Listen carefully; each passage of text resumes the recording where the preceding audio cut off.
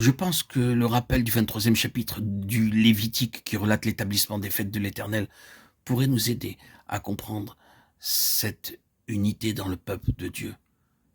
Ce fait que nous sommes ensemble, faisant partie d'un seul et même corps. La principale caractéristique et la dominante de ces fêtes énoncées dans le livre des Lévitique, c'est qu'elles représentent la vie corporative du peuple de Dieu, la vie corporative de l'Église. Nous y voyons les divers rassemblements de tout le peuple du Seigneur. Ces fêtes s'appellent les saintes convocations. Le peuple est convoqué et l'unité est révélée en ces occasions et démontrée par ces rassemblements.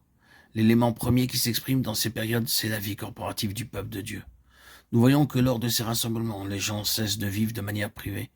Ils cessent de vivre en tant qu'individus séparés, même par rapport à leur habitude domestique ou à leur place sociale dans leur cercle particulier.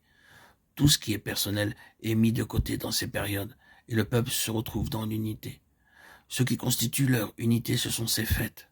Oui, mais ce sont les différents genres de fêtes, toutes rassemblées et formant un tout, qui sont la base de la vie corporative et de la communion fraternelle du peuple du Seigneur.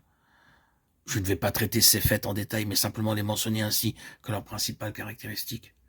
Beaucoup de principes divins sont inclus dans la fête de la Pâque, mais il y en a un qui englobe toutes les autres et devient celui pour lequel la Pâque a lieu, celui qui représente la Pâque. C'est une alliance de vie par le sang. Tout se récapitule en cela. Dieu fait une alliance. Il fait cet engagement par le sang. Ce sang de l'alliance est la délivrance du jugement et de la mort. Une position dans la vie, car la mort est rejetée par le jugement. Le destructeur est rendu inopérant. Oui, c'est la vie triomphante en présence de la mort, contre le diable, dans la puissance du sang répandu et aspergé. Et il y a une alliance entre Dieu et les siens. C'est la première étape, la première chose qui amène à l'existence, la vie corporative du peuple de Dieu. Maintenant, je voudrais établir une distinction. Un grand nombre de personnes aujourd'hui ont essayé et essaient encore de réaliser l'unité de l'Église sur la base de la doctrine concernant la vertu et l'efficacité du sang du Seigneur Jésus. La doctrine du sang, si vous préférez, la doctrine de l'expiation, de la valeur du sang. Tout l'enseignement concernant le sang du Seigneur Jésus, quel que soit l'angle sous lequel cet enseignement est prêché, et quelle que soit la direction dans laquelle cet enseignement est appliqué. Beaucoup essaient de réaliser l'unité de l'Église en établissant cela comme doctrine essentielle et en disant que si vous acceptez cela en tant qu'une des doctrines de la foi, alors vous entrez dans l'unité de l'Église. Mais pourtant jamais une doctrine n'a pu réaliser l'unité. Il n'est pas suffisant d'avoir un fondamentalisme qui soit seulement l'assemblage de certaines doctrines de base reconnues. Ce n'est pas assez d'avoir cela comme base de l'unité. Cela ne marche pas, car vous ne pouvez obtenir cette unité sur la base de la doctrine, sur la base d'un credo. Vous devez l'avoir sur la base expérimentale, sur la base de la puissance, de quelque chose qui agit, de quelque chose qui est forgé. Nous savons qu'il y a beaucoup de personnes qui croient dans toutes les vertus et les valeurs éternelles et infinies du sang du Seigneur Jésus, mais qui connaissent très peu la puissance de son sang expérimentalement dans leur vie, comme force puissante, agissant contre le pouvoir de la mort au-dedans et au-dehors. C'est une chose céleste. Mais le credo peut être tout à fait terrestre, parfaitement juste et vrai, cependant entièrement terrestre pour un système terrestre, non efficace dans le domaine spirituel.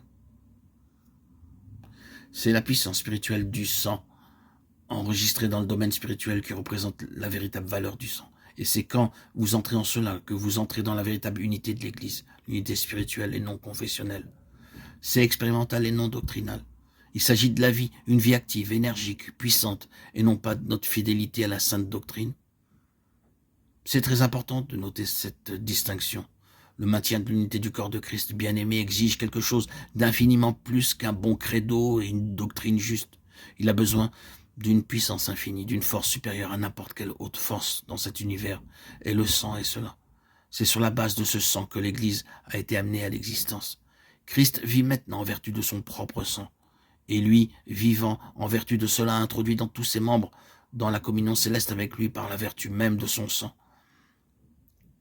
Ce sang est une chose vivante, agissante, opérante. Et la Pâque signifie que nous sommes entrés dans une union expérimentale vivante, active, qui nous maintient les uns et les autres en Christ dans la puissance de son sang, dans cette alliance. C'est l'unité de l'Église, le corps de Christ. À moins que quelque chose de cela n'agisse, nous ne sommes pas encore entrés dans l'opération active de la vie de l'Église en tant que corps céleste. Si l'Église doit avoir sa fonction, accomplir sa vocation, avoir un impact sur les dominations, les puissances, les princes de ce monde de ténèbres, les esprits méchants et accomplir sa mission universelle, son dessein prédestiné, cela ne peut être que sur la base de cette puissance extraordinaire qui est dans le sang précieux du Seigneur Jésus. Ceci étant, l'Église, donc une existence indépendamment de ce sang, et donc aucune vocation indépendamment du sang